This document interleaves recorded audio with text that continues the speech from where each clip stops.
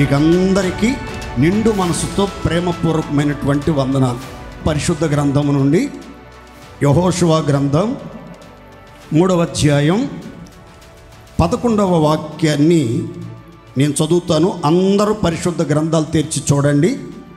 జీవము గల దేవుడు మీ మధ్య ఉన్నాడనియు ఆయన నిశ్చయముగా మీ ఎదుట నుండి కనానీయులను, హిత్తీయులను, హివ్వీయులను, పెరిజ్జీయులను, గెర్గేసీయులను, అమోరీయులను, యెబూసీయులను వెళ్ళగొట్టుననియు దీని వలన మీరు తెలిసి కొందురు.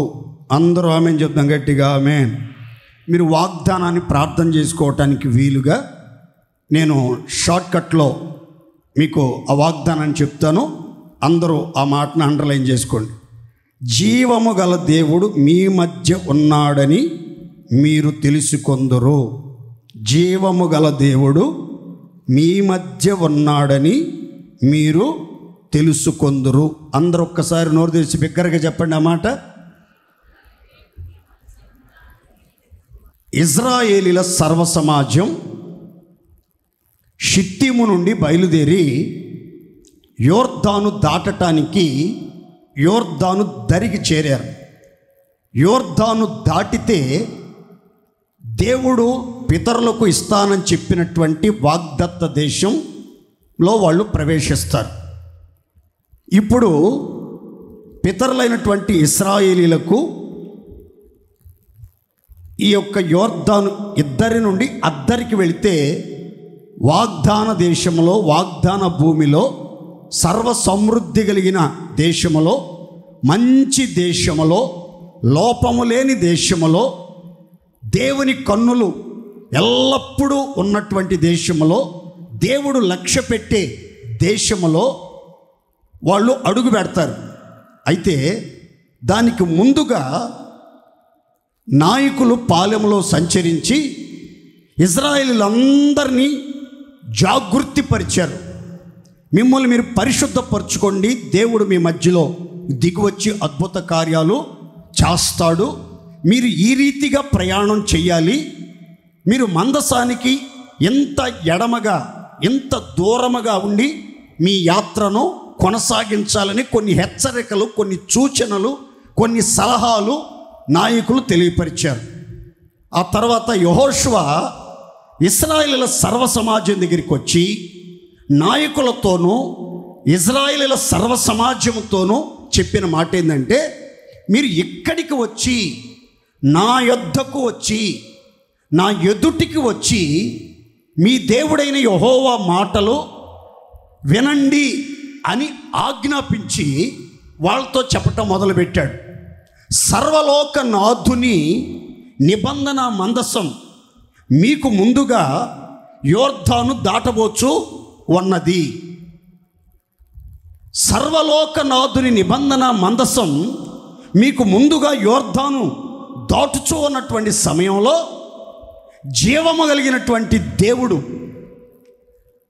నిత్య జీవపు మాటలు కలిగిన దేవుడు, జీవాధిపతి అయిన దేవుడు, జీవపు ఓట అయిన దేవుడు మీ అందరి ప్రాణములను జీవపు మూటలో భద్రపరిచిన దేవుడు మీ మధ్యలో, మన మధ్యలో ఉన్నాడని, ఉన్న దేవుడు ఈ 7 జాతుల ప్రజలు ఎంతవరకు మనలను చిత్ర విచిత్రంగా బాధించి వేధించినటువంటి ప్రజలను వెళ్ళగొట్టేస్తాడని మీరు తెలుసుకునేటట్లుగా, గ్రహించేటట్లుగా ఆయన ఉనికి, ఆయన యొక్క స్పర్శ, ఆయన యొక్క సన్నిధి, ఆయన యొక్క ప్రభావం, ఆయన మహిమ మీరు తెలుసుకునేటట్లుగా ఆయన కార్యం చెయ్యబోతున్నాడు అని యెహోషువ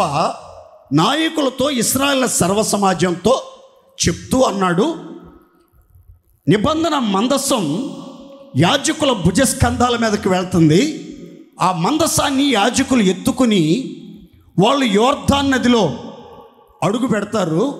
వాళ్ళ యొక్క అరికాళ్ళు యోర్దాను నదీ జలప్రవాహాలను తాకక మునిపే ఆ చోట ఎండిన నేలగా, ఆరిన నేలగా మారిపోద్ది. ఆ యోర్దానులో యాజకులు మందసాన్ని అలా భుజాల మీద ఎత్తుకుని ఇజ్రాయేల్ సర్వసమాజం అంతా దాటిపోయేంత వరకు వాళ్ళు నిలకడగా, స్థిరముగా ఆ చోటే నిలబడతారు. ఇశ్రాయేల్ సర్వసమాజం అంతా ఆరిన నేల మీద అద్దరికి వెళ్ళాలి. పితరుల జీవితాలలో ఎర్ర సముద్రాన్ని దేవుడు ఏ రీతిగా ఎండ చేశాడో, మీ జీవితంలో మీ కన్నుల ఎదుట మీరు చూస్తూ ఉండగానే సర్వలోకనాథుని నిబంధన మందసం మోసే యాజకుల అరికాళ్ళు యోర్దాను నడుమ ప్రవేశించగానే ఆ ప్రాంతం అంతా ఎండిన నేలగా మారిపోద్ది. మీరు ఆరిన నేల మీద హాయిగా అద్దరికి చేరుకుంటారు అని వర్తమానం చెప్పాడు. ఆ తర్వాత యాజకులు నిబంధన మందసాన్ని భుజాల మీద ఎత్తుకొని యోర్దాన్లో అడుగుపెట్టారు. ఎగువ నుంచి ఉధృతంగా వడివడిగా పారుతూ వస్తున్నటువంటి యోర్దాను జలరాశులు అమాంతం ఒక చోట యెహోషువ చెప్పినట్లుగా ఆదాము పురము అనే చోట బొత్తిగా పూర్తి స్థాయిలో ఆ నీళ్లు నిలబడిపోయినాయి. యాజకులు నిలబడిన స్థలమైతే పూర్తిగా ఆరిన నేలగా, పూర్తిగా ఎండబెట్టినట్లుగా మారిపోయినట్లుగా చరిత్రలో గ్రంథస్థం చేయబడింది. ఇలాంటి ఒక విచిత్రమైనటువంటి సూచక క్రియ, మహిమగల కార్యం చరిత్రలో భూతలం మీద ఎక్కడ ఎప్పుడు జరగని వినూత్నమైనటువంటి కార్యం, ఆశ్చర్యమైనటువంటి కార్యం, ఊహకు మించిన ఉన్నత కార్యం ఇశ్రాయేలీయుల కన్నుల ఎదుట జరిగింది. ఆ కార్యం జరగటానికి గల కారణం ఏంటి అంటే, యెహోషువ నాయకుడు చెప్తున్నాడు సర్వసమాజంతో, జీవము గల దేవుడు మీ మధ్య ఉన్నాడు, జీవము గల దేవుడు మీ మధ్య ఉన్నాడు, దేవునికి మహిమ కలుగునుగాక. అందరూ సంతోషం చెప్తాం గట్టిగా హల్లెలూయా. ఈ సంవత్సరం మధ్యలో 2025 జూన్ మాసం ముగించుకుని జూలై ఫస్ట్లో అడుగుపెట్టాం. సంవత్సరం మధ్యలోనికి వచ్చినటువంటి మన మధ్యలో జీవము గల దేవుడు ఉన్నాడు. ఆయన బాహు చాపి బలమైన గొప్ప కార్యం జరిగిస్తాడు, ఆశ్చర్యమైన కార్యాలు జరిగిస్తాడు. మనకు విరోధంగా క్రియ చేయటానికి సిద్ధంగా ఉన్నటువంటి శత్రు శేషాన్ని పూర్తిగా వెళ్ళగొట్టి, పూర్తిగా నిర్మూలన చేసి, మనలను ఇక మీదట మనం ఉన్న స్థలాలలో, మనం అడుగుపెట్టే ప్రదేశాల్లో స్థిరపరిచి, క్షేమమిచ్చి, కృపనిచ్చి, అవసరాలు తీర్చి, సర్వ సమృద్ధిని కలుగజేసి సంతోష గానాలతో నడిపించునుగాక. సంతోషం చెప్పుకోండి గట్టిగా హల్లెలూయా.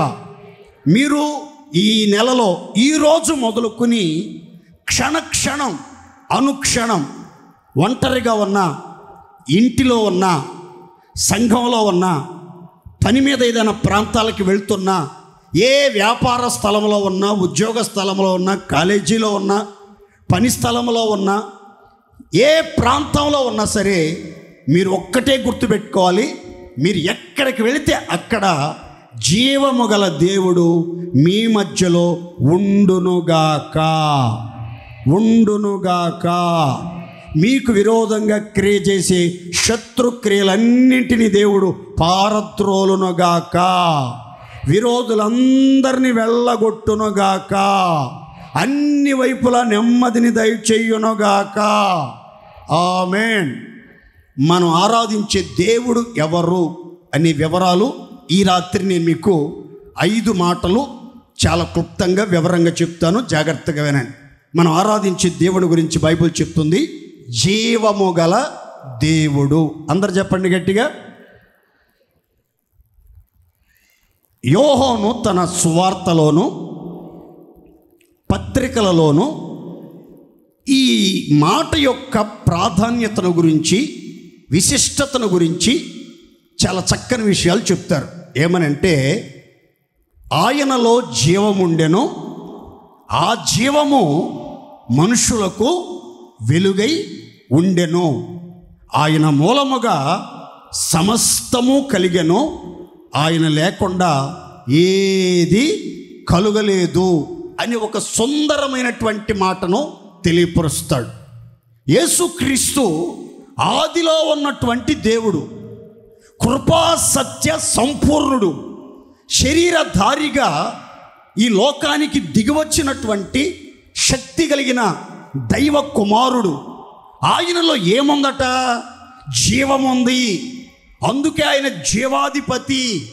ఆ జీవమట మనుషులకు వెలుగై ఉండెను, వెలుగై ఉండెను అని బైబిల్ గ్రంథం చాలా స్పష్టంగా చెప్తుంది. విచిత్రం ఏంటంటే, జీవము కలిగిన దేవుని మూలంగా, జీవాధిపతి అయిన యేసు క్రీస్తు వలన సమస్తము కలిగెను, సమస్తము కలిగెను. ఆయన లేకుండా ఏది కలగలేదు. సృష్టి యావత్తుకి, సమస్త సృష్టికి ఆధారభూతుడు, ఆది సంభూతుడు యేసుక్రీస్తు వారు. ఆయన లేకుండా ఏది కలగలేదు. సమస్తము ఆయన వలనే కలిగెను. కనుక మీ జీవితాల్లో ఏది కలగాలన్నా, ఏది జరగాలన్నా, ఏది అనుగ్రహించబడాలన్నా, ఏది మీకు దొరకాలన్నా, జీవము కలిగిన దేవునిని ఆశ్రయించినట్లయితే, జీవాధిపతిని వేడుకున్నట్లయితే, జీవాధిపతి దగ్గరకు వచ్చినట్లయితే, మీ మధ్యలో ఉన్న జీవము కలిగిన దేవుడు, సమస్తమును చెయ్యగలిగిన, చేయుచున్న సర్వశక్తిమంతుడైన దేవుడు మీ జీవితాలలో అవసరాలన్నీ తీర్చి, అసాధ్యాలను సాధ్యపరిచి, అద్భుతమైన నూతన క్రియలు జరిగించి, మీ చీకటిని పారద్రోలి మీ బ్రతుకులను వెలుగుమయముగా మార్చునుగాక. సంతోషం చెప్దాం గట్టిగా హల్లెలూయా. ఇక్కడ జాగ్రత్తగా వినండి. ఈ వాగ్దానంలో జీవము కలిగిన దేవుడు మీ మధ్య ఉన్నాడని, మీ మధ్యలో ఉన్నటువంటి శత్రువులందరినీ వెళ్ళగొడతాడని మీరు తెలుసుకుంటారు అని చెప్పాడు. తెలుసుకునేటట్లుగా ఒక అద్భుతం జరుగుతుంది అని యెహోషువ చెప్పినట్లు మనం చదువుకున్నాం. ఏ అద్భుతం చేశాడు వారి మధ్యలో? ఎందుకు చేశాడు? ఆ అద్భుత కార్యం ద్వారా ఇజ్రాయేలీయుల జీవితాలలో చిగురించిన ఆశలు ఏమై ఉన్నాయి, గొప్ప దీవెనలు ఏమై ఉన్నాయి అనే మాటలు నేను టూకీగా చెప్తాను, జాగ్రత్తగా వినండి. చదువుకుందాం, చూడండి. యెహోషువ గ్రంథం 4:24. మీరు ఎల్లప్పుడూ మీ దేవుడైన యెహోవా యందు భయభక్తులు నిలుపుటకును, మేము దాటు వరకు మీ దేవుడైన యెహోవా తానే మా ఎదుట ఎర్ర సముద్రాన్ని ఎండజేసినట్లు, మీరు దాటు వరకు మీ ఎదుట యోర్దాను నీళ్లను ఎండజేసెను. అందరూ సంతోషంగా స్తోత్రాలు చెప్పండి గట్టిగా. సంతోషంగా చెప్పాలి గట్టిగా. ఇక్కడ 2 జనరేషన్లను మనం చూస్తాం. ఇక్కడ 2 జనరేషన్లు చూస్తాం. 40 సంవత్సరాల క్రితం ఉన్నటువంటి జనరేషన్లో ఉన్నటువంటి ప్రజలు ఉన్నారు.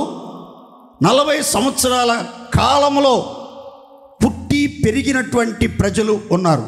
అంటే ఎర్ర సముద్రం ఎండిపోయినప్పుడు, ఆ ఎర్ర సముద్రం పాయలుగా చేల్చబడినప్పుడు, ఎర్ర సముద్రం గోడవలే, కట్టిన గోడవలే నిలబడిపోయినప్పుడు, 2 ప్రక్కల ఆ ఆరణ్యాల మీద ఇశ్రాయేలీయులు అత్యధికమైన ఆనందముతో, ఉత్సాహ ధ్వనులతో బయలుదేరి వచ్చినప్పుడు ఉన్నటువంటి జనరేషన్ 40 సంవత్సరాల తర్వాత కూడా ఉన్నారు.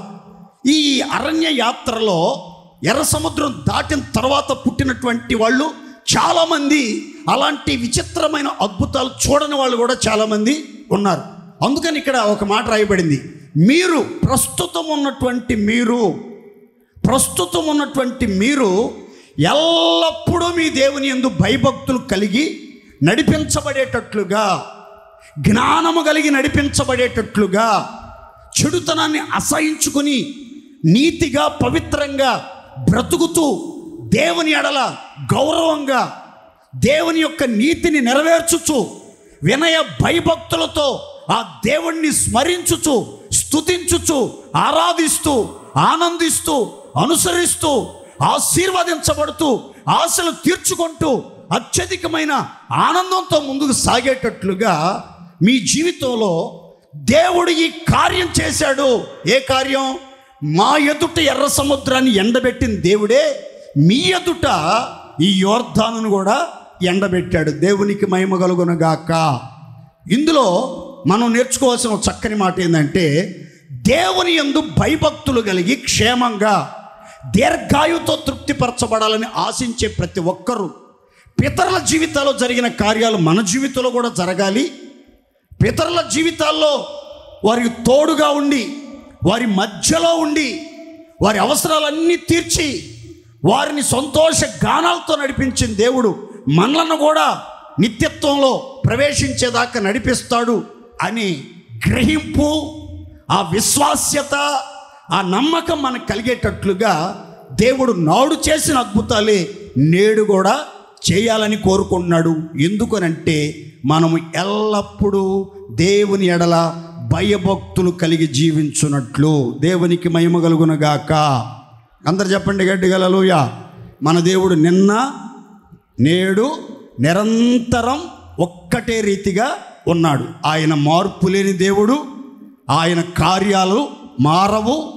ఆయన ఎల్లప్పుడూ ఆయన క్రియలు చూడాలి, ఆయన బాహుబలం చూడాలి, ఆయన మహిమను చూడాలి, ఆయన దైవత్వాన్ని చూడాలి అని ఆశపడే భక్తుల జీవితాలలో ఆయన మహిమను ఎప్పుడు కనపరచడానికి సిద్ధంగానే ఉంటాడు. ఆయన ఎందుకు కార్యం చేస్తాడు అని అంటే, మనం సంతోషించాలని కాదు, మనం ఆనందించాలని కాదు, మనం ఓహో ఆహా అని కేకలేయాలని కాదు, కానీ భయభక్తులు కలిగి ఆయన దైవత్వాన్ని అంగీకరించి ఆయనకు సాగిలపడి ఆరాధిస్తూ ఆనందంతో ఆయన వెంబడించాలని దేవుడు మహిమగల కార్యాలు మనందరి జీవితాల్లో జరిగించునుగాక. గట్టిగా చెప్దాం హల్లెలూయా. ఈ యోర్దానును వారి మధ్యలో జీవము గల దేవుడు ఉండి ఎండబెట్టడానికి గల రెండవ కారణం చెప్తాను చూడండి. యెహోషువ 5:1. యెహోషువ గ్రంథం 5వ అధ్యాయం 1వ వాక్యం. వారు దాటుచూ ఉండగా ఇజ్రాయేలీల ఎదుట నుండి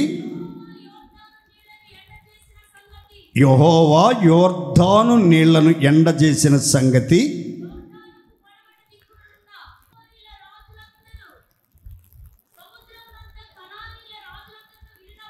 వినినప్పుడు వారి గుండెలు చెదిరిపోయెను. ఇజ్రాయేలీల భయము చేత వారికి ఇక ధైర్యమేమీ లేకపోయెను. చప్పట్లు కొట్టి దేవుని మహిమపరుద్దాం గట్టిగా. అందరూ సంతోషంగా చప్పట్లు కొడదాం. మొదట చెప్పాను, యెహోషువ చెప్పినట్లుగానే యాజకులు మందసాన్ని ఎత్తుకొని యోర్దానులో అడుగుపెట్టినప్పుడు యోర్దాను 6 నెలలుగా ఎండిపోయింది అని చెప్పాను. ఎందుకు అనంటే జీవము గల దేవుడు వారి మధ్యలో ఉన్నాడు. సర్వలోక నాథుడు, రాజు, ప్రభువు, సంరక్షకుడు, పోషకుడు, భర్త వారి మధ్యలో ఉన్నాడు గనక ఆ యోర్దాను ఎండిపోయింది, 6 నెలలుగా మారిపోయింది అని చెప్పాను. ఎందుకు దేవుడు అట్టి కార్యం చేశాడు వారి మధ్యలో అంటే, వారు ఎల్లప్పుడూ దేవుని ఎడల భయభక్తులు కలిగి జీవించాలని. రెండో మాట చెప్తాను చూడండి. యోర్దాను నీళ్లు ఆరిపోయినప్పుడు ఆ స్థలమంతా ఎండిన నేలగా మారిపోయినటువంటి సంగతట ఆ పరిసర ప్రాంతాల్లో ఉన్నటువంటి అన్యరాజులు చెవిలో పడిందట ఈ వార్త. జీవము గల దేవుణ్ణి ఎరుగని, ఆయన్ని చూడని, ఆయన స్వరాన్ని వినని, ఆయనను సాగిలపడి ఆరాధించని, ఆయన దైవత్వమును ఎరుగని, అన్య ఆచారాలతో జీవిస్తూ ఆకాశ దేవతలను పూజిస్తూ ఉన్నటువంటి వారికి వినబడిందంట ఒక వార్త. ఏమని? ఇశ్రాయేలీయుల ఎదుట, ఇశ్రాయేలీయుల సర్వ సమాజం దాటుచు ఉండగా జీవము కలిగిన దేవుడు వారి మధ్యలో ఉండి ఆ యోర్దాను నదిని ఎండ చేశాడు అనే సంగతి అన్య రాజులు విన్నారట. విన్నప్పుడు ఏం జరిగింది తెలుసండి? ఇశ్రాయేలీయుల యొక్క భయము చేత వారి యొక్క గుండెలన్నీ చెదిరిపోయినాయట. వారి గుండెలన్నీ చెదిరిపోయినాయి. ఎప్పుడైతే ఈ వార్త విన్నారో, జీవమగల దేవుడు వారి మధ్యలో ఉన్నాడన్న వార్త విన్నారో, అన్య రాజుల గుండెలు చెదిరిపోయినట్లుగా, వాళ్ళ గుండెలు రాతి వలె బిగిసిపోయినట్లుగా లేఖనం చెప్తుంది. అంత మాత్రమే కాదండి, ఇశ్రాయేలీయుల యొక్క భయము చేత వారికట ధైర్యమేమీ లేకుండా పోయింది. పూర్తిగా బలహీనులుగా మార్చబడ్డారు, పిరికి వాళ్ళుగా మార్చబడ్డారు, అధైర్యంతో నింపబడ్డారు. ఒక్క ఆకు చప్పుడు వినబడినా ఏదో జరగబోతుంది, జీవమగల దేవుడు ఇశ్రాయేల్ పక్షంగా ఏదో చేస్తున్నాడనే భయం అణువణువుల్లో ఒక్కొక్కరిని వెంటాడి వేధించి బాధించి భయపెట్టినట్లుగా లేఖనంలో మనం గమనిస్తాం. ఈ జూలై మాసంలో మీరు గుర్తుపెట్టుకోండి, యేసు రక్తంతో కడగబడి నీతిమంతులుగా మార్చబడి దైవ కార్యాలను బహు స్పష్టంగా చూడాలని, జీవమగల దేవుడు నేను ఆరాధిస్తున్న దేవుడు, జీవించుచున్న దేవుడు నేను ఆరాధిస్తున్న దేవుడు, యుగ యుగములలో సజీవుడైన దేవుడు నేను ఆరాధిస్తున్న దేవుడు, వర్తమాన భూత భవిష్యత్ కాలములలో సర్వాధికారియు ప్రభునగు దేవుడు నేను ఆరాధిస్తున్న దేవుడు. ఆయన నా మధ్యలో ఉన్నాడు, మా మధ్యలో ఉన్నాడు, మా కుటుంబం మధ్యలో ఉన్నాడు, మా సంఘం మధ్యలో ఉన్నాడు, జీవమగల దేవుని సంఘములో ఉన్నాడు, జీవమగల దేవుని సైన్యముతో ఉన్నాడు అని ఎవరైతే నమ్ముతారో వాళ్ళ పక్షంగా దేవుడు గొప్ప కార్యాలు జరిగిస్తాడు. మీకు విరోధంగా ఆలోచిస్తున్నటువంటి శత్రువుల యొక్క గుండెలు చెదిరిపోయేటట్లుగా, వారి యొక్క ధైర్యం అంతా చెదిరిపోయేటట్లుగా, వాళ్ళు బలహీనులైపోయి, వాళ్ళు కృంగిన వారైపోయి, క్షీణించిపోయి, ఏ మాత్రం దేవుని పిల్లలకు విరోధంగా నోరు తెరవటానికైనా, చేతులు ఎత్తటానికైనా, కుట్రలు చేయటానికైనా, కీడు చెయ్యటానికైనా, ఆపద కలుగు చేయటానికైనా సరే ఏ ఒక్కరికి ధైర్యం ఏమీ లేకుండా అందరి గుండెల్లో భయాన్ని కలిగించి బలహీనపరిచి దేవుని పిల్లల జోలికి రాకుండా దేవుడు ఈ జూలై మాసములో జీవము గల దేవుడుగా మీ మధ్యలో ఉండి సోర కార్యములు జరిగించునుగాక. సంతోషం చెప్పుకోండి గట్టిగా హల్లెలూయా. మీరు ఎవ్వరికి భయపడాల్సిన అవసరం లేదు. మిమ్మల్ని భయపెట్టే మనుషులే, మిమ్మల్ని భయపెట్టే సమస్యలే, మిమ్మల్ని భయపెట్టే సంఘటనలే మిమ్మల్ని చూచి భయపడేటట్లుగా, గుండెలు చెదిరినట్లుగా, వాళ్ళు చెదిరిపోయినట్లుగా దేవుడు ఒక అద్భుతమైన నూతన క్రియ మీ మధ్యలో జీవమగల దేవుడు ఉండి జరిగిస్తాడు. మీరు తెలుసుకునేటట్లుగా కార్యాలు జరుగునుగాక. ఏం తెలుసుకోవాలి? జీవమగల దేవుడు మన మధ్యలో ఉన్నాడని మనం తెలుసుకునేటట్లుగా ఎలాంటి క్రియలు, ఎలాంటి కార్యాలు, ఎలాంటి సంఘటనలు ఖచ్చితంగా ప్రతి కుటుంబంలో, ప్రతి ఒక్కరి జీవితంలో ఈ జూలై మాసం మొదలుకొని జీవితాంతం ఎలాంటి ఘనకార్యాలు జరిగించునుగాక. గట్టి చేద్దాం హల్లెలూయా. యోర్దాను దాటేశారా? అవతలకు వచ్చారు.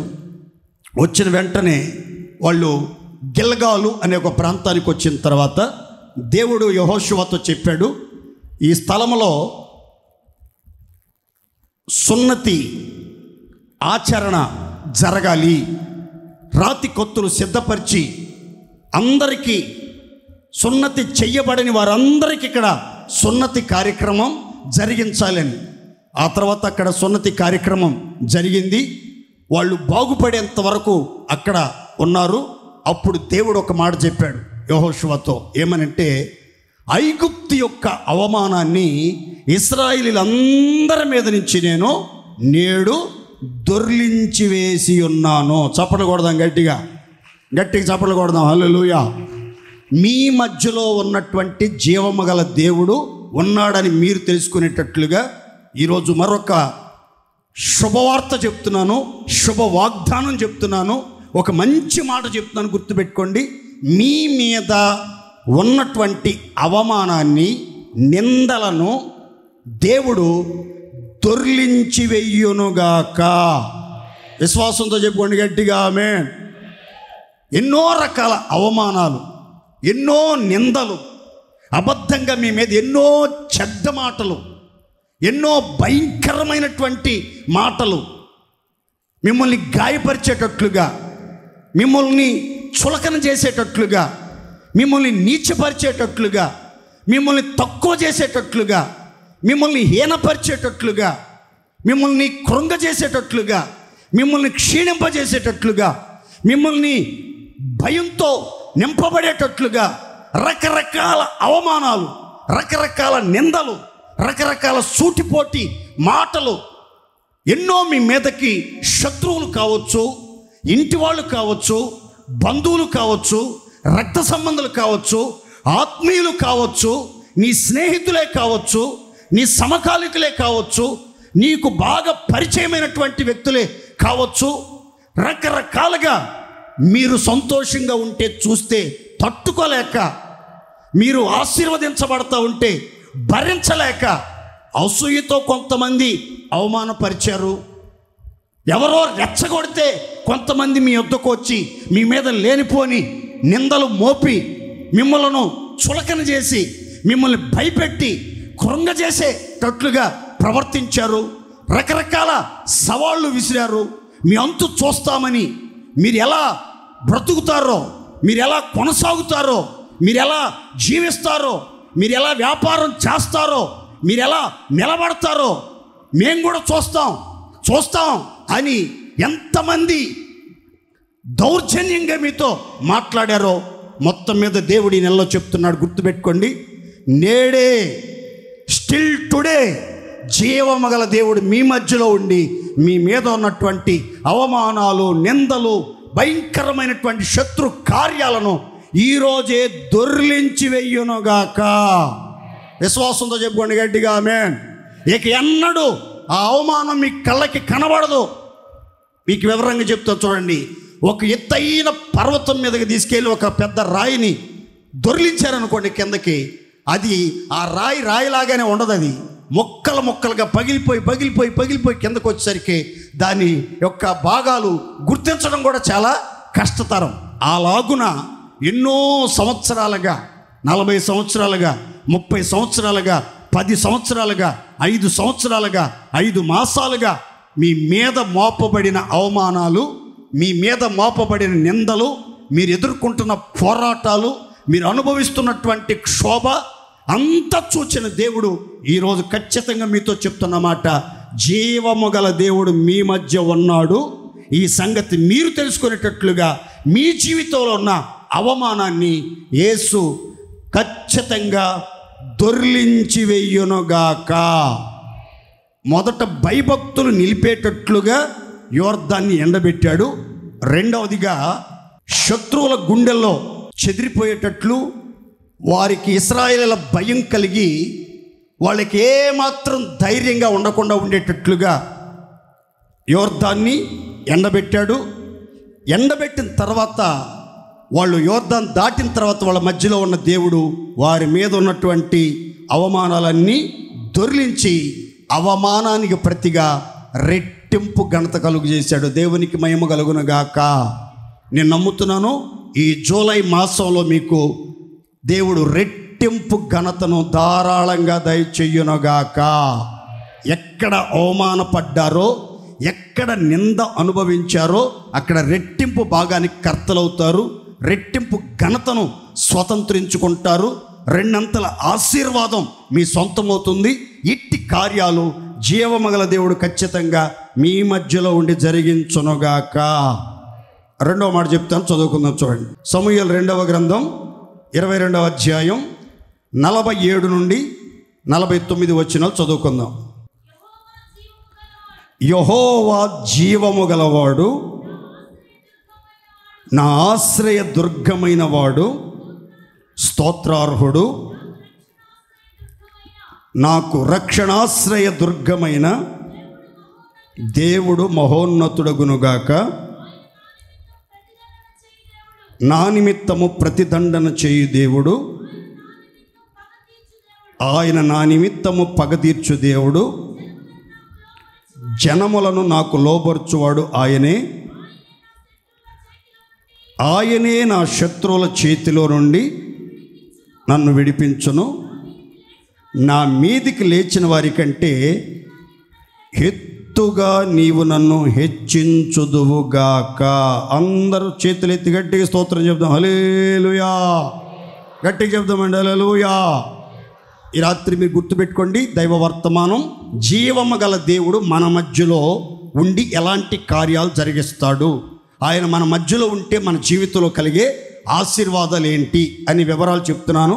రెండో మాట గుర్తుపెట్టుకోండి, ఇక్కడ కీర్తనాకారుడు దావీదు చెప్పినటువంటి ఒక ప్రశస్తమైనటువంటి మాట, జీవపు మాట. యెహోవా జీవము గలవాడు, ఆయన నాకు ఆశ్రయ దుర్గమైన వాడు. దేవుని స్తోత్రం చెప్పండి గట్టిగా. జీవము కలిగినటువంటి దేవుడు మీ మధ్యలో ఉండి మీలో ఒక్కొక్కరికి, మీ కుటుంబాలకి, మీరు వెళ్ళే ప్రతి స్థలములో మీకు ఎలా ఉంటాడంటే ఆశ్రయ దుర్గముగా ఉంటాడు, బలమైన కోటగా ఉంటాడు, ఆశ్రయ దుర్గముగా ఉంటాడు. మిమ్ములను క్షణక్షణం అనుక్షణం కన్ను పాపవలే భద్రంగా కాపాడతాడు. మహోన్నతుని చోటున నివసించేటట్లుగా ఆయన మీకు దాగుచోటుగా ఉంటాడు, ఆశ్రయపురముగా ఉంటాడు, ఆధారంగా ఉంటాడు. అన్ని విషయాల్లో రక్షణ కవచంలాగా ఉండి మీ మీదకి ఏ తెగులు రాకుండా, ఏ అపాయము మిమ్మల్ని సమీపించకుండా, మీ ప్రక్కన 1000 మంది కూలినా, మీ కుడి ప్రక్కన 10,000 మంది కూలినా ఏ అపాయం మీ యొద్దకి రాకుండా, ఏ తెగులు మిమ్మల్ని సమీపించకుండా, మీరు ఏ భయానికి భయపడకుండా, అన్ని విషయాల్లో దేవుడట జీవము కలిగిన దేవుడు ఈ మాసంలో మనలో ఒక్కొక్కరికి ఎలా ఉంటాడంటే ఆశ్రయ దుర్గముగా ఉంటాడు. అందరూ స్తోత్రం చెప్పండి గట్టిగా. ఎలా ఉంటాడు? ఆశ్రయ దుర్గముగా. ఆశ్రయ దుర్గమైన వాడు ఎలాంటి కార్యాలు చేస్తాడో తెలుసండి. ఆ దుర్గములో ప్రవేశించిన వారిని, ఆ దుర్గాన్ని ఆశ్రయించిన వారిని, ఆయన్ని ఆశ్రయముగా చేసుకుని ఆయనలో నిలిచి, ఆయనలో భద్రపరచబడి, ఆయనలో దాగి ఆ సంరక్షణను అనుభవించే భక్తుల జీవితాల్లో ఎలాంటి కార్యాలు చేస్తాడంటే బైబిల్ చెప్తుంది, నా శత్రువులందరికంటే, నా మీదకి లేచిన వారందరికంటే ఆయన నన్ను హెచ్చించును. నమ్మిన వాళ్ళంతా స్తోత్రం చెప్పుకోండి గట్టిగా. నేను ఖచ్చితంగా నమ్ముతున్నాను, నీ మీదకి లేచే శత్రువుల కంటే, విరోధుల కంటే, ఇరుగు పొరుగు వాళ్ళ కంటే, రక్త సంబంధులందరికంటే, బంధుమిత్రులందరికంటే, ఇరుగు పొరుగు వారికి అందరికంటే, నామకార్థ క్రైస్తవులందరికంటే మిమ్ములను దేవుడు హెచ్చించునుగాక. గట్టిగా చెప్తాను హల్లెలూయా. ఈ హెచ్చించిన దేవుని గురించి, ఆశ్రయపురముగా ఉండి కాపాడుచున్న దేవుని గురించి దావీదు ఆరాధన పూర్వకంగా పలికిన కొన్ని మాటలు, 8 మాటలు చెప్తాను. అందరూ ఆ మాటలు మనసులో పెట్టుకోండి. నోట్బుక్ ఉన్నవాళ్ళు నోట్ చేసుకోండి. వ్యక్తిగతమైనటువంటి అనుభవం, పర్సనల్ ఎక్స్పీరియన్స్. దావీదు జీవితంలో వ్యక్తిగత అనుభవం, పర్సనల్గా ఎక్స్పీరియన్స్ చేసినటువంటి సంఘటనలను ఈ 2 సమూయేలు 22వ అధ్యాయంలో రాశాడు. ఆ మాటలన్నీ చెప్తాను చూడండి. 1, నా శైలము. 2, నా కోట. 3, నా రక్షకుడు. 4, నా దుర్గము. 5, నా కేడెము. 6, నా రక్షణ శృంగము. 7, నా ఉన్నత దుర్గము. 8 నా ఆశ్రయ స్థానము. ఈ 8 మాటల్లో నేను ఎందుకు చదివాను, ఎందుకు చెప్పాను, ఎందుకు నోట్ చేసి మీకు వివరంగా వాటిని మరలా రిపీట్ చేసి చెప్తున్నాను అని అంటే, ఈ 8 మాటలలో భక్తుడు ఉపయోగించినటువంటి ఒక మాట ఏంటంటే, నా శైలము, నా కోట, నా రక్షకుడు, నా దుర్గము, నా కేడము, నా రక్షణ శృంగము, నా ఉన్నత దుర్గము, నా ఆశ్రయ స్థానం. అంటే వ్యక్తిగత జీవితంలో దావీదుకి దేవుడు ఒక ఆశ్రయ దుర్గముగాను, కోటగాను, శైలముగాను, ఎత్తైనటువంటి కోటగా ఉండి ఎంత భద్రంగా కాపాడాడు. దావీదు యొక్క బలం కాదండి, శత్రువులందరి చేతిలో నుంచి తప్పించుకోవటానికి, సౌలు చేతిలో నుంచి దావీదు తప్పించబడటానికి, ఎన్నో కుట్రల్లో నుంచి, ఎన్నో ప్రమాదకరమైనటువంటి అంచుల్లో నుంచి, మరణపు అంచుల్లో నుంచి అకస్మాత్తుగా తప్పించుకోవటానికి, భయ విముక్తి చెంది ధైర్యంతో ముందుకు సాగటానికి కారణం దావీదు యొక్క బలమో, ధైర్యమో, సైన్యమో, సైన్యాధిపతులు తోడుగా ఉన్నటువంటి 400 మంది మనుషులు కాదండి. కేవలం జీవము గల దేవుడు దావీదుకి ఆశ్రయ దుర్గముగా ఉన్నాడు. దేవునికి స్తోత్ర. కనుక ఈ లోకంలో మనకి బలమున్నా, బలగమున్నా, ఆస్తి అంతస్తులు ఉన్న, పదవి పదిలమైన గూడున్న, దేహ సంరక్షకులున్నా, అన్ని రంగాలలో ఆరితేలినటువంటి మహానుభావులు మనకు సహాయం చేయటానికి, సపోర్టుగా నిలబడటానికి ఉన్నా సరే, ఎవరి ద్వారా, దేని సహకారం ద్వారా మనం కాపాడబడలేం. మన ఆయువు ఏ పాటిదండి? ఎంతలో కనబడి అంతలో మాయమైపోయే ఆవిరి లాంటిది. ఫ్యాన్కైనా ఒక 10 సంవత్సరాలు గ్యారెంటీ ఉంటుందేమో కానీ మనిషికి మాత్రం గ్యారెంటీ లేనటువంటి పరిస్థితుల్లో ఉన్నాం. హ్యాపీగా వెళ్తున్నాం, ఆ తర్వాత మరలా జీవంతో తిరిగి వస్తామో లేదో తెలీదు. ఈ అపాయకరమైనటువంటి రోజుల్లో, అపాయకరమైన పరిస్థితులలో, ఆపదలు అలుముకుంటున్నటువంటి దుర్దినాలలో ఆశ్రయ దుర్గమైనటువంటి జీవమగల దేవునిలో ప్రవేశించి ఎవరైతే ఆయన్ని స్తుతిస్తూ, ఆయన్ని ఘనపరుస్తూ, ఆయన మహిమపరుస్తూ, ఆయన ఉనికిని చాటుచు, ఆయన సాక్షులుగా తేజరిల్లాలని కోరుకుంటారో వారి జీవితాల్లో దేవుడు అపాయాలన్నీ దూరపరుస్తాడు, కీడులన్నిటిలోంచి తప్పిస్తాడు. ఏ బలహీనత దరిచేరకుండా బలపరిచి, గొప్ప మేలులతో తృప్తిపరిచి సాక్షులుగా ప్రకాశింపచెయ్యునుగాక. సంతోషం చెప్పండి గట్టిగా హల్లెలూయా. రెండో మాట చెప్తున్నాను, గుర్తుపెట్టుకోండి. జీవము గల దేవుడు ఈ మాసమంతా మనలో ఒక్కొక్కరికి ఆశ్రయ దుర్గమై, స్తోత్రార్హుడై, మహిమగల కార్యాలు జరిగించి మిమ్మలను, మీ కుటుంబాలను భద్రంగా కాపాడునుగాక. సంతోషం చెప్పండి గట్టిగా ఆమేన్. అందుకే సొలొమోను చెప్తాడు సామెతల గ్రంథంలో, యెహోవా నామము బలమైన దుర్గము, నీతిమంతుడు అందులోనికి పరిగెత్తి సురక్షితంగా ఉంటాడు. మీరు సురక్షితంగా ఉండాలంటే, మీరు క్షేమంగా ఉండాలంటే, మీరు సంతోషంగా ఉండాలంటే, మీరు సమృద్ధిని అనుభవించాలంటే, అపవాది కలుగజేసి ఆపదలో నుంచి తప్పించబడాలంటే, అపాయాలన్నీ తప్పించుకొని హాని నొందక ఆశీర్వాదకరంగా ఆయుష్కాల దినములన్నిటా కాపాడబడాలి అని అంటే, మీ జీవితంలో ఒక్కటే గుర్తుపెట్టుకోండి, మీరు నీతిమంతులుగా మార్చబడి ఆలస్యం చేయకుండా త్వరగా బలమైన దుర్గములోనికి, ఆశ్రయ దుర్గములోనికి, రక్షణ శృంగములోనికి, కోటలోనికి, శైలములోనికి మనం ప్రవేశించినట్లయితే అక్కడే మనకి సురక్షితం, క్షేమం, భద్రత కలుగుతుంది. అక్కడికి ఏ అపవాది ప్రవేశించలేడు. ఆయనే మనకు సంరక్షకుడుగా ఉంటాడు, పోషకుడుగా ఉంటాడు. ఆయనే ఇశ్రాయేలును మేపిడివాడుగా, బండగా ఉంటాడు. మన అవసరాలన్నీ తీర్చి మనల్ని సంరక్షించి ఈ మాసమంతా మనల్ని కాపాడునుగాక. మూడో మాట ఇర్మియా గ్రంథం 10:10. యెహోవాయే నిజమైన దేవుడు, ఆయనే జీవము గల దేవుడు,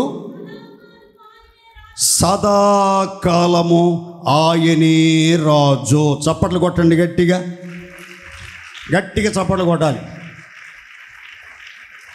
తలలో పైకి చూడండి. మూడో మాట ముచ్చటగా చెప్తాను.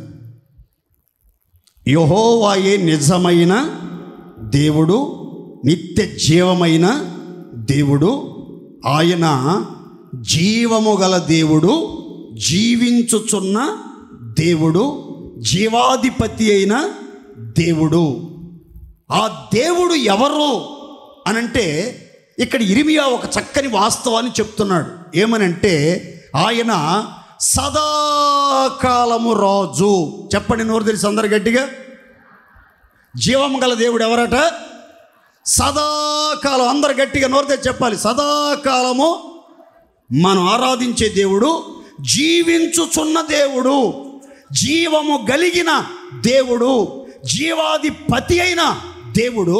ఆ దేవుడు ఎవరంటే వివరంగా చెప్తున్నాడు ఇర్మియా. ఆయన సదాకాలం రాజు. ఈ మాట కొంచెం ఆలోచించండి. భూరాజ్యాలను ఏలే రాజులు ఉన్నారు. భూరాజ్యాలను ఏలే రాజులు ఉన్నారు. ఒక్కొక్క రాజ్యానికి ఒక్కొక్క ప్రధానమంత్రి, ఒక్కొక్క ప్రెసిడెంటు ఉంటాడు. అయితే వీరి యొక్క పదవీ కాలం ఎంత అనంటే 5 సంవత్సరాలు. పదవీ కాలం ఎంత అండి? చెప్పాలి, నో దేశం ఎన్ని సంవత్సరాలు ఉంటుంది? 5 సంవత్సరాలు వాళ్ళు రాజులు. 5 సంవత్సరాలు వాళ్ళు రాజ్యం ఏలుతారు. 5 సంవత్సరాలు ప్రజలను పాలిస్తారు. వాళ్ళు ఆ దేశం యొక్క అభివృద్ధి కోసం, ఆ దేశం యొక్క భద్రత కోసం, ఆ దేశాన్ని కాపాడుకోవటం కోసం రకరకాల ప్రణాళికలను రూపొందిస్తూ ఉంటారు. చేయాల్సిన కార్యక్రమాలన్నీ చేస్తూ ఉంటారు. అయితే 5 సంవత్సరాల తర్వాత కొన్ని రాజ్యాలు కూలిపోతాయి. కొన్ని రాజ్యాలు మరొక 5 సంవత్సరాలు పరిపాలనలోకి, అధికారంలోనికి వస్తాయి. లేదు, కంటిన్యూగా ఒకే రాజు పరిపాలన చేస్తున్నాడు అని అనుకుందాం. ఒకసారి అనుకున్న మహా అయితే 30 సంవత్సరాల తర్వాత, 40 సంవత్సరాల తర్వాత అతడు అధికారంలోకి వస్తాడు, రాజరికానికి వస్తాడు. 80, 85, మహాపతి అయితే 90. ఇంకా అమెరికా లాంటి అగ్రరాజ్యాల్లో ఒక 100 వేసుకుందాం. 100 వరకు బతికిన ఒక 10 సార్లు అట్లా ఆ రాజ్య పరిపాలన చేస్తారు. రాజులుగా చలామణి అవుతారు. ఆ తర్వాత వాళ్ళు కాలగర్భంలో కలిసిపోతారు. కానీ మనం ఆరాధిస్తున్న జీవము కలిగిన దేవుడు ఉన్నాడే, జీవాధిపతి అని దేవుడు ఉన్నాడే, ఈ దేవుని యొక్క రాజరికం, ఈ దేవుని యొక్క రాజరికం ఎంతకాలం అంటే బైబిల్ చెప్తుంది సదాకాలం ఆయనే రాజు అని. దైవజనుడు పౌలు చెప్తాడు పత్రికల్లో, సకల యుగములలో రాజై ఉండి అద్వితీయుడును, అదృశ్యుడును, అమరుడును, అక్షయుడునగు దేవునికి యుగ యుగములో మహిమ కలుగునుగాక. దేవునికి స్తోత్ర. పౌలు గారు చెప్తున్నాడు కొత్త నిబంధనలో, సకల యుగములలో రాజైన దేవుడు ఎవరో తెలుసా? ఆయన అదృశ్యుడు, ఆయన కనబడడు, అదృశ్యుడు. ఆయన అక్షయుడు, క్షయత లేనివాడు, నాశనం లేనివాడు, లయము కానివాడు, జీవించుచున్న దేవుడు. ఆయన అద్వితీయుడు. అంటే ఒక్కడే సకల యుగములలో రాజుగా ఉండటానికి అర్హత పొందినవాడు ఒక్కడే. అక్షయుడైన దేవుడు రాజు ఒక్కడే. ఆయనే అదృశ్యుడై సర్వ యుగాలలో, సకల యుగాలలో రాజ్యములన్నిటినీ పాలన చేస్తున్నాడు అని చెప్తాడు. కీర్తనకారుడు ఆ రాజుల గురించిన విశేషాలు వివరిస్తూ అంటాడు, ఈ దేవుడు ఎవరంటే సర్వభూమికి యెహోవా మహారాజై ఉన్నాడు. దేవునికి మహిమ కలుగునుగాక. ఎంతవరకు అంటండి ఈయన? ఒక భారతదేశానికో, ఒక అమెరికా దేశానికో, ఒక దుబాయ్ దేశానికో, ఒక ఇరాన్కో, ఒక జెరూసలేముకో కాదండి. సర్వ భూమికి మనం ఆరాధిస్తున్నటువంటి దేవుడు ఎవరు అని అంటే మహారాజు అంటాడు. 24వ కీర్తనలో దావీదు అంటాడు, ఆయన యుద్ధశూరుడు, బలశౌర్యములు కలిగిన యెహోవా, సైన్యములకు అధిపతియగు దేవుడు, ఆయన మహిమగల రాజు. దేవునికి స్తోత్ర. కీర్తనాకారుడు ఒక చోట మహారాజు అన్నాడు సర్వభూమికి, మరొక చోట మహిమగల రాజు, యుద్ధశూరుడైన రాజు, బలశౌర్యములు కలిగిన రాజు, సైన్యము కలిగిన సైన్యాధిపతి అయిన దేవుడు అనే సంగతులు చాలా వివరంగా చెప్పుకుంటా వచ్చాడు. మన ఆరాధించే జీవము కలిగిన దేవుడు మీరు గుర్తుపెట్టుకోండి, ఎంతకాలం రాజు అంటే సదాకాలం రాజు, సకల యుగములలో రాజు, మహారాజు, మహిమగల రాజు. ఆ రాజు యొక్క పాలనలో యేసయ్య, నేను నా కుటుంబం నీ ప్రభుత్వములో, నీ ఏలుబడి కింద, నీ పరిపాలనలో, నీ కనుచూపుల పరిధిలో జీవించాలని కోరుకుంటున్నాం. మీరు మాకు రాజుగా ఉండి మమ్మల్ని పాలించండి, పోషించండి, నడిపించండి, మా అవసరాలు తీర్చండి, మీరు రాజు అయ్యా, మహారాజు అయ్యా అని ఎవరైతే ఆయన్ని వేడుకుంటూ, ఆయన ఆరాధిస్తూ, ఘనపరుస్తూ, ఆ మహారాజును బట్టి, సియోను రాజును బట్టి ఆనందిస్తూ, ఆర్భటిస్తూ, ఆయన ఆరాధిస్తూ, ఆయనకు సాగిలపడి మొక్కుచూ ఆయన సాక్షులుగా తేజరెళ్తారో వాళ్ళ జీవితాల్లో రాజు మహిమగల గంభీరమైన కార్యాలు జరిగించునుగాక. సంతోషం చెప్పండి గట్టిగా హల్లెలూయా. కనుక యేసుక్రీస్తుని మీరు రాజుగా స్వీకరించండి. ఆయన రాజ్యం శాశ్వత కాలం ఉండే రాజ్యం. ఆయన రాజ్యం లయము కాని రాజ్యం. ఆయన రాజ్యం తుదమట్టుకు ఉంటుంది. ఆయనే జీవము గల దేవుడు. మీరు భయపడవలసిన వాడు ఆయనే, మీరు సాగిలపడవలసిన వాడు ఆయనే, మీరు ఘనపరచవలసిన వాడు ఆయనే, మీరు స్తుతించవలసిన వాడు ఆయనే, రాజుగా పూజించవలసిన వాడు ఆయనే అని మీరు గుర్తించి గ్రహించి మహారాజు పాలనలో మీరంతా ఒదిగిపోయి వినయ భయభక్తులతో ఆయన రాజ్యంలో సభ్యులుగా చలామణైతే ఖచ్చితంగా ఆ రాజు మీ జీవితకాలం అంతా మీ అవసరాలు తీర్చి ఘనమైన గొప్ప కార్యాలు నిశ్చయముగా జరిగించునుగాక. గట్టిగా చెప్దాం హల్లెలూయా. మరొక మాట, 4వ మాట, కీర్తనలు 36:9. నీ యొద్ద జీవపు ఊట కలదు, నీ వెలుగును పొందియే మేము వెలుగు చూచుచున్నాము. తలల పైకి చూడండి. మనం ఆరాధించే దేవుడు ఈ మాసంలో జీవము గల దేవుడుగా మన మధ్య ఉంటాడు. ఆ సంగతి మనలో ఒక్కొక్కరు తెలుసుకోవాలని ఆయన కోరుకుంటున్నాడు.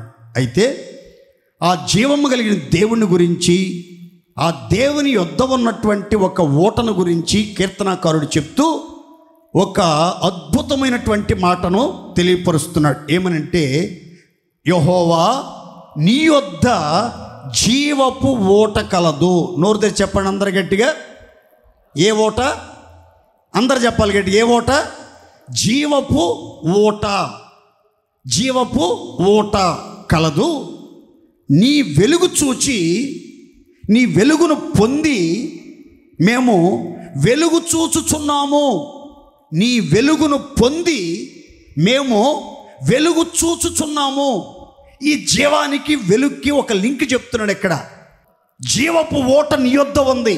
ఆ ఓట ఇంకిపోయే ఓట కాదు, ఆవిరైపోయే ఓట కాదు, మరుగైపోయే ఓట కాదు, తరతరాలలో ఉబికే ఓట. అది జీవపు ఓట, నిత్య జీవపు ఓట, సదాకాలం ఉబికే ఓట. అది జీవముతో ఉన్నటువంటి ఓట. ఈ నీళ్లు త్రాగిన వాడు మరలా మరలా దప్పికొనడిక జీవితంలో ఎన్నడూ దప్పికొనడు. అలాంటి జీవపు ఓట దేవుని యొద్ద ఉందట.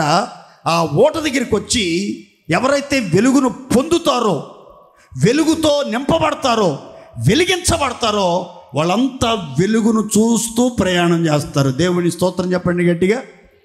ఈ మాటను యేసుక్రీస్తు చాలా అందంగా, అద్భుతంగా చెప్తాడు. ఏమనంటే, నేను లోకానికి వెలుగై ఉన్నాను, నన్ను వెంబడించువాడు చీకటిలో నడవక జీవపు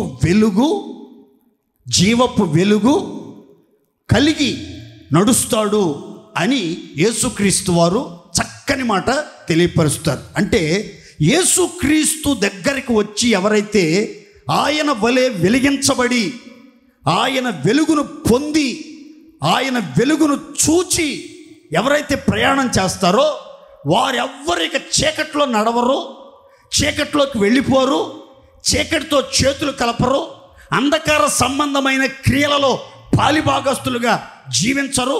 అంధకార క్రియలను విసర్జించి తేజస్ సంబంధమైన యుద్ధోపకరణాలు ధరించి జీవపు వెలుగు కలిగి ఆయనను వెంబడిస్తారు అని ఒక చక్కని మాటను మనం లేఖనంలో గమనిస్తాం. ఇక్కడ కీర్తనాకారుడి మదిలో చెలరేగినటువంటి ఒక క్రొత్త ప్రకటన ఏంటంటే, జీవపు ఓట మనం ఆరాధిస్తున్న దేవుడు. దేవునికి స్తోత్రం చెప్పండి గట్టిగా. మన దేవునికి ఎన్నో పేర్లు ఉన్నాయి బైబిల్లో, ఇంచుమించు 900 పేర్లకు పైగా ఉన్నాయి.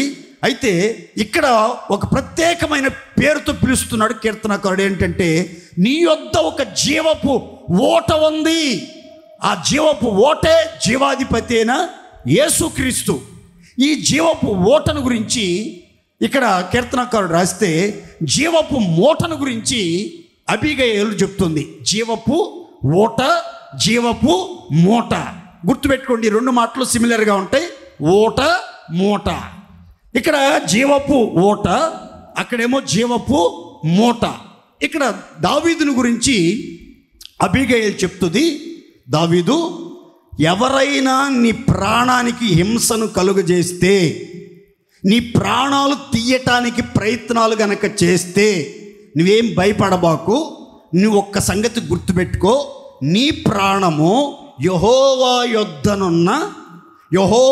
యొద్దనున్న జీవపు మూటలో కట్టబడి ఉన్నది. ఒకడు ఒడిసెలతో రాయి విసిరినట్లుగా నీ శత్రువులందరినీ నీ దేవుడు విసిరివేయునుగాక. గట్టిగా చెప్పుకోండి ఆమేన్. మీరు గుర్తుపెట్టుకోండి, ఎప్పటికైనా ఎవరైనా మిమ్మల్ని నిర్నిమిత్తంగా హింస పెడితే, మీకు విరోధంగా క్రియ చేస్తుంటే, మిమ్మల్ని కృంగజేయాలని, మిమ్మల్ని భయపెట్టాలని, బలహీనపరచాలని, మిమ్మల్ని బాధించాలని, మిమ్మల్ని గాయపరచాలని, మిమ్మల్ని నిరుత్సాహపరచాలని, మిమ్మల్ని నిస్సహాయులుగా మార్చాలని, దొమ్మిగా మీకు హింస కలుగు చేస్తే, మిమ్మల్ని బాధ పెడితే, ఒక్కటే మాట గుర్తుపెట్టుకోండి, వాళ్ళందరినీ దేవుడు ఈ నెలలో గుర్తుపెట్టుకోండి ఖచ్చితంగా. మీరు చూస్తూ ఉండగానే ఒకడు ఒడిసెలతో రాయి విసిరినట్లుగా మిమ్మల్ని హింసించే ప్రతి ఒక్కరిని ఒడిసెల రాయి విసిరేసినట్లుగా ఒక్కొక్కరిని దూరంగా విసిరి పారవేయునుగాక. అందరు చెప్పుకోండి గట్టిగా ఆమేన్. నేను నమ్ముతున్నాను, ఈ మాట నమ్మే ప్రతి ఒక్కరి జీవితాల్లో ఎలాంటి కార్యాలు కన్నులారా చూచెదరుగాక. అయితే మీ ప్రాణాలకు మాత్రం ఒక సేఫ్టీ, ఒక సెక్యూరిటీ ఉంది. ఏంటంటే, మీ ప్రాణాలను మాత్రం జీవపు మూటలో దేవుడు భద్రంగా కాపాడతాడు. దేవుని స్తోత్ర. జీవపు ఓట ఉంది, జీవపు మూటలో మిమ్మల్ని భద్రపరుస్తా. ఓటతో నింపి మీ ప్రాణాలు తెప్పరెల చేస్తాడు, మీ బ్రతుకుల్ని వెలుగుమయంగా మారుస్తాడు, జీవపు వెలుగుతో యేసయ్యను వెంబడించేటట్లుగా చేస్తాడు. ఆ తర్వాత మీ ప్రాణాలని జీవపు మూటలో భద్రపరిచి కనుపాపోలే కాపాడుతాడు. ఎక్కడ మీకు హింస కానీ, హాని కానీ, కృంగుదల కానీ, బెదిరింపులు కానీ కలగకుండా మిమ్మలను, మీ ప్రాణాలని, మీ కుటుంబాలని దేవుడు భద్రంగా కాపాడునుగాక. చివరి మాట అపోస్తుల కార్యాలు 14:15, ఆ తర్వాత 17వ వచనం.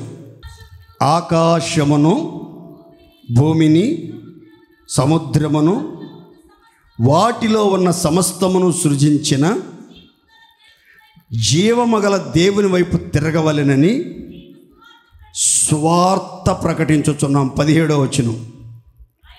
అయినను సమస్తమును సృజించిన జీవము గల దేవుడు ఆకాశము నుండి మీకు వర్షమును ఫలవంతములైన ఋతువులను దయచేయచ్చు, ఆహారమును అనుగ్రహించుచు, ఉల్లాసముతో మీ హృదయములను నింపుచు, మేలు చేయుట చేత తన్ను గూర్చిన సాక్ష్యం లేకుండా చేయలేదనెను. చప్పట్లు కొట్టండి గట్టిగా, సంతోషంగా.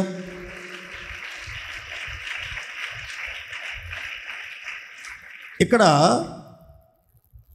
పౌలు జీవితంలో ఒక అద్భుతం జరిగిందండి. పౌలు బర్నబాలు పరిచర్య చేస్తున్న రోజుల్లో ఆ ప్రాంత ప్రజలంతా ఆ అద్భుతాన్ని చూచి, దేవతలు పరలోకాన్ని విడిచి భూమి మీదకి వచ్చేసారు, వీళ్ళే నిజమైన దేవతలు అని చెప్పి వాళ్ళని రథాల మీదకి ఎక్కించి వాళ్ళకి పూలదండలు వేసి వాళ్ళ నిమిత్తం బలులు అర్పించి వాళ్ళను ఉన్నతంగా చూడటానికి గణపరచడానికి ప్రయత్నాలు చేస్తుంటే బట్టలు చించుకుని పౌలు బర్నబాలు, అయ్యిలారా ఈ వ్యర్థమైనటువంటి కార్యాలన్నీ విడిచిపెట్టండి, మేము మానవ మాతృలమే, మా భక్తి చేత మా శక్తి చేత ఈ కార్యాలు జరగలేదు, వ్యర్థమైన వాటిని విడిచిపెట్టేసి ఆకాశాన్ని భూమిని సముద్రమును అందరి సమస్తమును మహత్తుగల మాట చేత సృజించిన సృష్టికర్త అయిన దేవుడు, జీవము కలిగిన దేవుడు ఒకడు ఉన్నాడు, ఆయన వైపు మీరు తిరగండి, ఈ సువార్త ఆలకించండి అని వాళ్ళతో చెప్తూ ఉంటే వాళ్ళంతా ఆశ్చర్యంగా వింటున్నారు.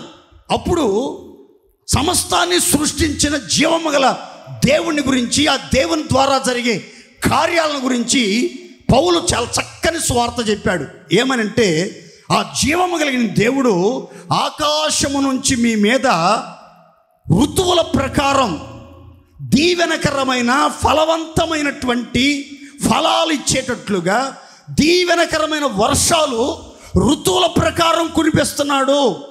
వర్షాకాలంలో మీ వర్షాకాలంలో మీకు వర్షం వచ్చేటట్లుగా భూమి మీద దేవుడు వర్షాన్ని కురిపిస్తున్నాడు. ఈ యొక్క జీవము గల దేవుడు చేసే కార్యం ఏంటంటే, ఆయన ఆకాశము నుండి ఆయా కాలాలలో ఋతువుల ప్రకారం వర్షాన్ని అనుకూలంగా కుమ్మరించునుగాక. గట్టిగా చెప్పండి హల్లెలూయా. ఇది విత్తనాలు విత్తే కాలం అండి. ఈ కాలంలో పత్తి విత్తనాలు, మిరప విత్తనాలు, ఆ తర్వాత మొక్కజొన్నలు, ఆ తర్వాత వరి వంగడాలు, ఇలాంటి విత్తనాలన్నీ రైతులు పొలాల్లో వేసుకుంటూ ఉంటారు. వర్షం మీద ఆధారపడే ప్రాంతాలు కొన్ని ఉంటాయి. వర్షమే ఆధారం. ఆ ప్రాంతాల్లో, ఆ భూముల్లో కొన్ని చోట్ల బావులు ఉంటాయి అంతే. కొన్ని చోట్ల బోర్ వేసినా కానీ వాటర్ పడవు. కానీ వర్షాధారితమైనటువంటి పైరులు కొంతమంది రైతులు వేసుకుంటారు. చక్కగా అనుకూలమైనటువంటి ఫలవంతమైనటువంటి ఋతువుల ప్రకారం వర్షాలు వచ్చినాయి అనుకోండి, చక్కటి పంటలు పండితే వాళ్ళకి 4 డబ్బులు మిగులుతాయి, లేకపోతే నష్టాల పాలైపోయి ఆత్మహత్యలు చేసుకుంటూ ఉంటారు. కానీ జీవము కలిగిన దేవుడు చేసే కార్యాలు వివరిస్తున్నాడు. ఆకాశం నుంచి వర్షం కురిపిస్తున్నాడు, ఫలభరితమైనటువంటి ఋతువులను ఆయన అనుగ్రహిస్తున్నాడు. అంత మాత్రమే కాదు, ఆహారాన్ని అనుగ్రహిస్తున్నాడు. 3 పూట్ల తృప్తిగా తినటానికి, అన్న వస్త్రములు కలిగి తృప్తిగా జీవించడానికి దేవుడు మనకి వసతులను, వనరులను కలుగజేస్తున్నాడు. ఏ ఇంటిలో ఎవరు ఆకలితో అల్లాడిపోకుండా, నివాసం లేకుండా, నీడ లేకుండా, ఎండకి ఎండి వానకు తడిసి చలికి గజగజ వణికి ఆరోగ్యం పాడు చేసుకోకుండా అందరికీ చక్కని నీడ, చక్కని బట్టలు, చక్కని ఆహార వసతులు కలుగజేస్తున్నాడు. అంత మాత్రమే కాదండి, మీలో ఒక్కొక్కరి హృదయాన్ని జీవము కలిగిన దేవుడు, సమస్తాన్ని సృజించిన జీవాధిపతిని దేవుడు మీలో ఒక్కొక్కరి హృదయాన్ని ఉల్లాసముతో నింపుతున్నాడు. దేవునికి స్తోత్రం కలుగునగాక. మీరు ప్రార్థన చేసుకోండి. జీవము కలిగిన దేవుడు మీ మధ్యలోనే ఉన్నాడు. ఆయన మీ హృదయాలను ఈ జూలై మాసంలో ఉల్లాసముతో నింపునుగాక. సంతోషంగా చెప్పాలి గట్టిగా ఆమేన్. ఉల్లాసం అంటే సంతోషం, ఆనందం. కాబట్టి మీ జీవితంలో ఉన్న దుఃఖము నిట్టూర్పు తొలగిపోతాయి, విచారాలన్నీ కొట్టివేయబడతాయి, మీ కన్నీళ్ళంతా తొడవబడుతుంది, మీ ప్రాణాలకి ఆదరణ, మీ ప్రాణాలు సేద తీర్చబడేటట్లు, ధైర్యపరచబడేటట్లు, క్షేమాభివృద్ధి కలిగేటట్లుగా దేవుడు మీ హృదయాలు ఉల్లాసంతో నింపుతాడు. మరో చిత్రమైన మాట, మేలు చేయుట చేత తన్ను గూర్చిన సాక్ష్యాన్ని, ఆనవాలుని మీ మధ్యలో ఉంచబోతున్నాడు. ఖచ్చితంగా ఈ జూలై మాసంలో జీవము గల దేవుడు ఈ మాటలు వింటున్న ఒక్కొక్కరి జీవితంలో ఉన్నతమైన మేలులతో తృప్తిపరచునుగాక. ఖచ్చితంగా నమ్మండి. దాచిపెట్టిన, సిద్ధపరిచిన మేలులతో దేవుడు మిమ్మల్ని తృప్తిపరుస్తాడు. మేలు చెయ్యవలనని మీలో ఒక్కొక్కరిని బలపరుస్తున్నాడు. మీలో మేలు చేయకుండా ఏ ఒక్కరికి ఆయన మేలు చేయకుండా ఉండలేడు. యథార్థంగా ప్రవర్తించే వారికి ఆయన ఏ మేలు చేయకుండా ఉండలేడు. కాబట్టి ప్రతి ఒక్కరి జీవితంలో ఆశించిన మేలు, ఆశించిన ప్రతిఫలం, ఆశించిన ఆశీర్వాదం పొందేటట్లుగా జీవము గల దేవుడు మీ జీవితాలలో మేలులతో తృప్తిపరచునుగాక. చివరిగా ఒక మాట చదువుకొని ప్రార్థన చేసుకుందాం.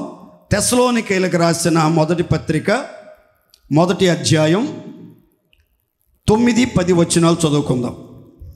మరియు మీరు విగ్రహములను విడిచిపెట్టి జీవము గలవాడును సత్యవంతుడునగు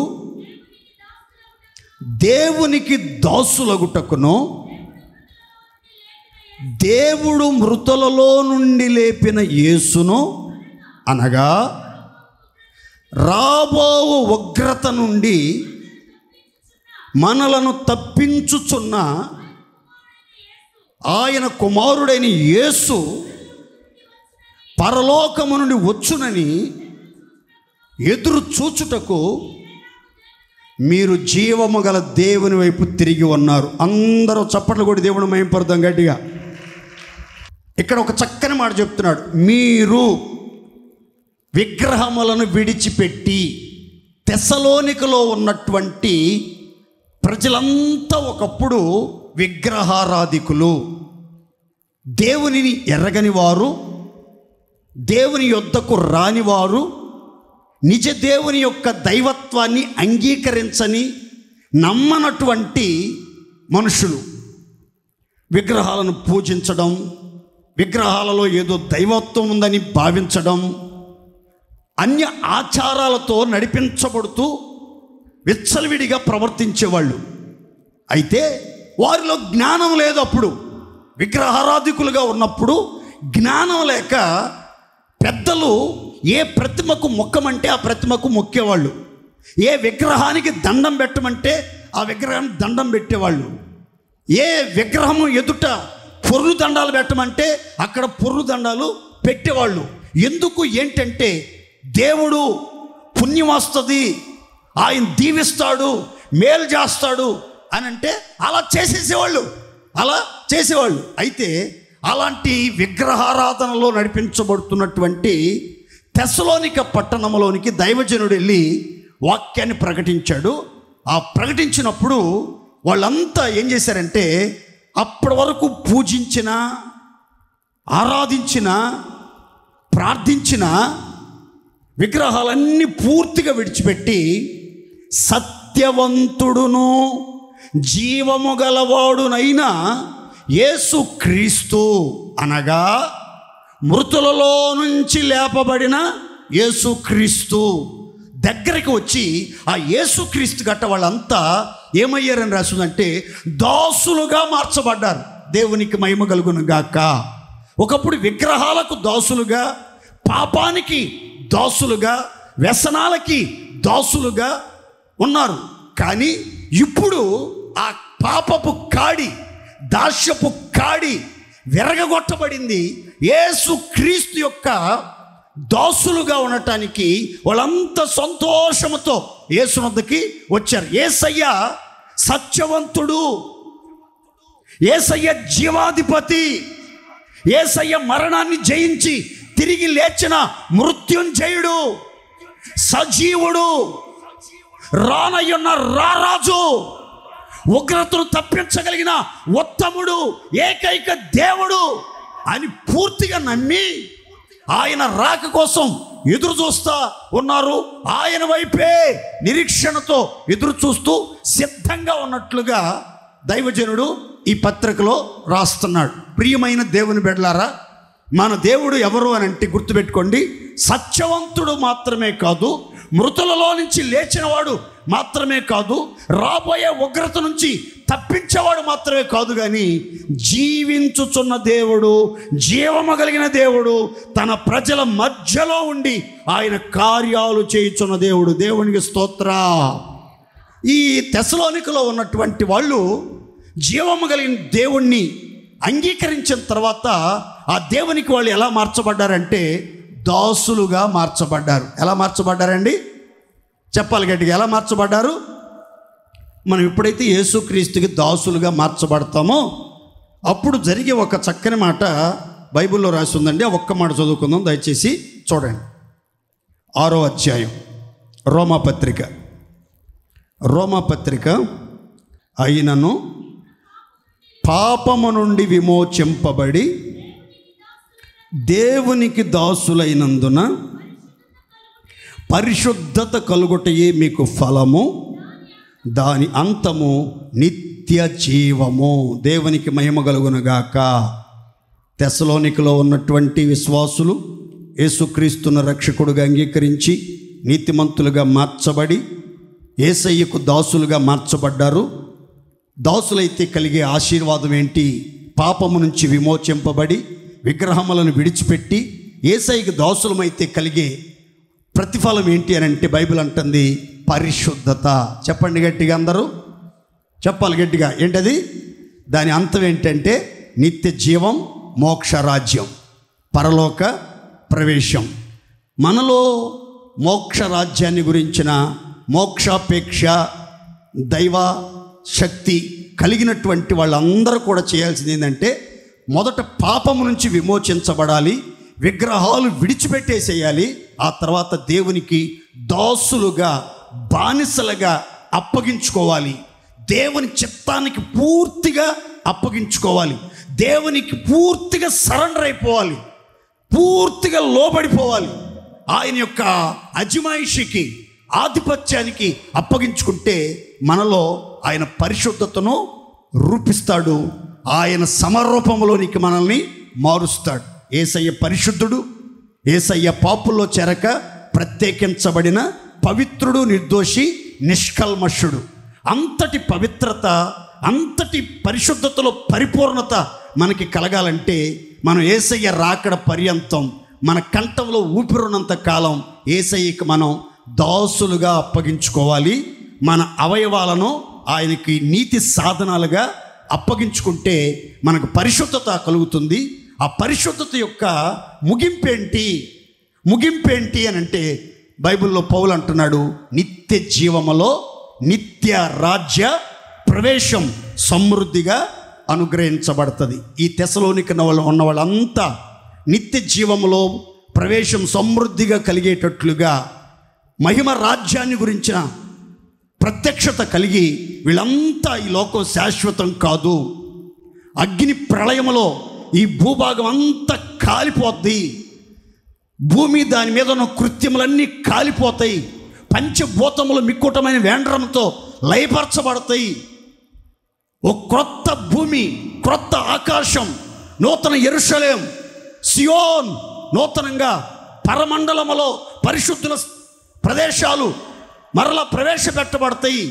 ఆ యొక్క క్రొత్త ఆకాశం, క్రొత్త భూమి మన కోసం త్వరలో దేవుడు రప్పించబోతున్నాడనే నిరీక్షణతో ఈ యొక్క తెస్సలోనికలో ఉన్నటువంటి పరిశుద్ధులంతా కూడా సత్యవంతుడైన దేవుని యొద్దకు వచ్చారు. ఆయన జీవము కలిగిన దేవుడని నమ్మారు. ఆయన మృతుల్లో నుంచి లేచిన సజీవుడైన దేవుడని విశ్వసించారు. ఆయన త్వరలో రాబోతున్నాడు. ఆయన ఉగ్రత నుంచి, రాబోయే ప్రళయము నుంచి, భయంకరమైన కీడు నుంచి, నిత్య నరకాగ్ని నుంచి తప్పిస్తాడని ఆయన కోసం సిద్ధపడి నిరీక్షణ కలిగి ఎదురు చూస్తూ ఉన్నారు. అలాగే మనం కూడా ఆయన త్వరలో రాబోతున్నాడు, ఆయన జీవము కలిగిన దేవుడు అని చెప్పి ఆయనకు దాసులుగా మారదాం, పరిశుద్ధతలో పరిపూర్ణులు అవుదాం, నిత్య జీవానికి సిద్ధపడి మనం ప్రభు రాకడ కోసం ఎదురు చూస్తూ సంసిద్ధత కలిగి శుభప్రదమైన నిరీక్షణతో కనిపెడదాం. ప్రభు వచ్చినప్పుడు అందరూ రెప్పపాట్లో మార్పు నొంది మహిమ ప్రవేశం చేయుదముగాక.